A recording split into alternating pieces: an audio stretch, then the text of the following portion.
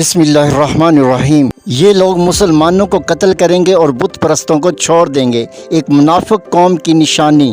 अबू सईद खुदरी से रवायत है कि रसूल करीम सल्लल्लाहु अलैहि वसल्लम माल गनीमत तकसीम फरमा रहे थे तो कुरैश इस बात पर नाराज़ हुए कि आप दूसरों को अता कर रहे हैं, हमें नहीं। फरमाया मैं इनका दिल रखने के लिए ऐसा कर रहा हूँ। तो फिर एक आदमी घनी दाढ़ी और फूले हुए रुखसार वाले, आंखें अंदर घुसी हुई वाले, ऊंची जबीन वाले, मूंडे हुए सर वाले ने आकर कहा, ए मोहम्मद अल्लाह से डरो।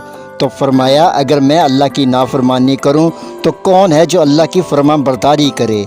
मुझे अमीन बनाया अहले ज़मीन पर और तुम मुझे इमानतदार नहीं समझते। खालिद बिन वलीद ने इसके कत्ल की इजाज़त मांगी तो आपने फरमाया इस आदमी की नस्ल से ऐसी कौम पैदा होगी जो कुरान पढ़ेंगे, जो हलक से नीचे नहीं उतरेगा, मुसलमानों को कत्ल करेंगे और बुत परस्तों को छोड़ देंगे।